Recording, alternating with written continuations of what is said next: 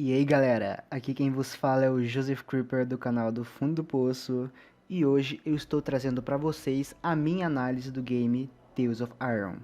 Jogo esse que será lançado amanhã, dia 17 de setembro de 2021, e eu tive a honra de receber esse jogo gratuitamente e em antecipado da equipe dos desenvolvedores, a quem eu agradeço muito. Então muito obrigado aí a Oddbug Studios e a United Label por me oferecer o jogo. Então, eu já estou com ele há quase uma semana. Joguei bastante, joguei pelo PlayStation 4 Pro e eu já finalizei o jogo. Ainda faltam algumas coisas para fazer, mas eu completei a história. E eu ainda vou jogar mais para alcançar o 100%. Mas de tudo que eu joguei, eu posso dizer, esse jogo é incrível.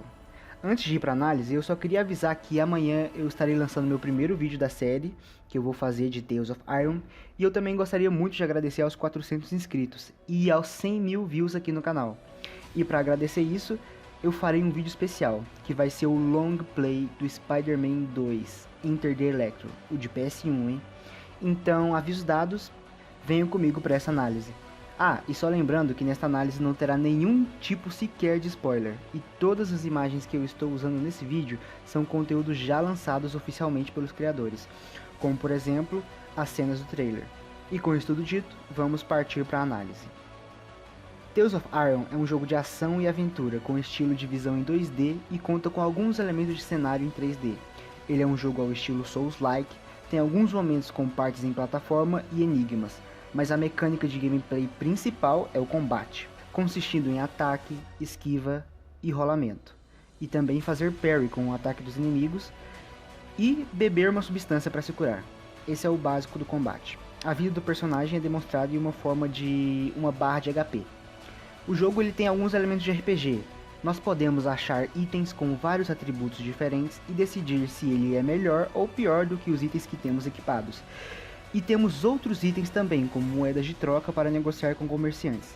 As armas do personagem consistem em uma e duas mãos, e suas armaduras, assim como suas armas, são divididas em categorias de leve, médio e pesado.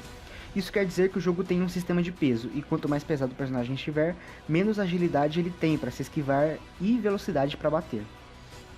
A narrativa do jogo é focada na história, contando um conto épico sobre uma grande guerra entre ratos e sapos.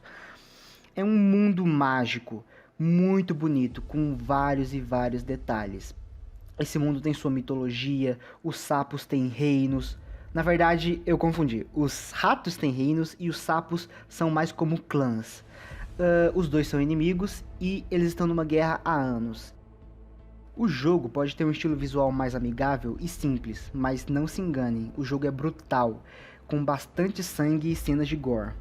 E o combate é muito satisfatório, na minha opinião. Eu gostei muito do jeito em que fizeram o combate do jogo, pois temos várias classes de inimigos que têm movimentos diferentes, então a gente tem que se adaptar às nossas habilidades para enfrentá-los de uma forma precisa, pois o jogo tem uma dificuldade até que elevada, e se torna bem fácil morrer quando você não sabe enfrentar o inimigo. O jogo ele não tem a chance de você escolher a sua dificuldade, como a maioria dos jogos tem, fácil, médio e difícil. Esse jogo é uma dificuldade padrão, você começa e nem te dá uma chance de escolher, você já começa dentro do jogo. Sobre os gráficos, eles são majoritariamente lindos. Alguns cenários têm cenas mais escuras, outros cenários com cenas mais claras, mas todos lindos, com uma iluminação muito bem feita. E os cenários têm várias camadas de detalhes.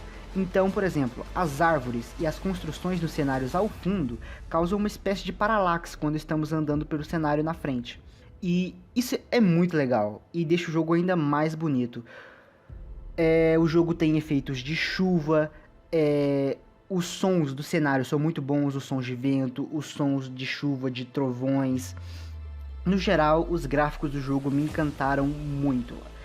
Tudo nele é muito bonito. As cores, as texturas, os estilos de desenho, eu não sei dizer com certeza, mas me pareceu, ao meu ver, parece que ele é renderizado em cel shading. Só que isso não é uma informação correta. Eu só disse que pareceu ser isso quando eu bati o olho pela primeira vez, mas eu realmente não sei, tá? Sua trilha sonora é um espetáculo à parte. O jogo tem músicas muito bonitas, todas ao estilo medieval com instrumentos de sopro e de percussão. Uma coisa que eu percebi, mas não notei se é todo o tempo assim ou não, mas quando eu notei isso estava acontecendo. Todos os cenários que estão tocando uma música, tem um personagem ao fundo, às vezes um bardo, sei lá, mas esse personagem tá ao fundo com um instrumento, como se fosse ele tocando a música que tá tocando no cenário, entendeu? Ele tá lá sempre tocando essa música que tá tocando. Não percebi se isso é sempre, talvez em alguns momentos toque música e não tem nenhum personagem lá com instrumento ao fundo, mas isso é um toque legal para os momentos que acontecem isso.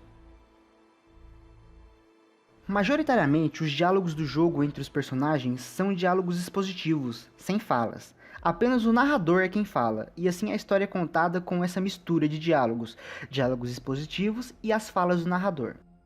O jogo ele tem um mapa geral bem grande, com cenários bem bonitos. Eu não pude deixar de me lembrar do estilo de Hollow Knight, pois tem muitas semelhanças. O jogo segue um cenário bem linear, mas você é livre para explorar os cenários, que não dão continuidade à história. Assim como o jogador também pode fazer algumas missões secundárias no decorrer do jogo. Isso é muito legal, deixa muito mais imersivo, um jogo mais aberto, sem forçar o jogador a seguir um caminho linear. Você pode explorar o ambiente abertamente, sem interferir na sua progressão. Durante a minha jogatina, eu não presenciei bugs, exceto uma vez. E eu não tenho certeza se era realmente um bug ou não, mas aconteceu assim. Eu tava lutando contra alguns inimigos, aí eu morri. E quando eu voltei novamente ao cenário de batalha, os inimigos não apareciam novamente. E eu não entendi direito, mas parece que eu não podia avançar sem ter matado aqueles inimigos. E como os inimigos não apareciam, eu não conseguia avançar. Daí eu reiniciei o jogo apenas. Mas esse foi o único bug que eu presenciei. Agora, alguns aspectos que eu não gostei muito. Esses são detalhes, mas ainda assim, essas foram coisas que eu tive problemas durante a minha gameplay. Que foram uns aspectos de gameplay como o gameplay de plataforma. Os saltos do personagem não são muito precisos. Às vezes é complicado acertar um salto, porque o personagem protagonista pula muito baixo às vezes ele não se gruda em alguma superfície que era para grudar, não se gruda numa escada no teto e por aí vai. E aí, quando a gente não consegue acertar o salto, a gente cai. E tem um dano de queda. E sobre o dano de queda, ele é um dano até que considerável. E mesmo que o nosso personagem tenha caído de uma altura relativamente baixa, isso eu não gostei muito, pois sempre que a gente cai de uma altura média, assim por exemplo, tem uma queda no nosso HP consideravelmente. E só que tem um porém, né? Se a gente cai de uma altura muito mais alta, a gente perde o mesmo tanto de saúde que a gente perde se cai de uma altura baixa. Só que na minha opinião, se a gente cai de uma altura baixa, nem deveria dar dano. E aí a queda alta, até que tudo bem, né? E é só isso, é só uma observação e isso me irritou um pouco durante a jogatina.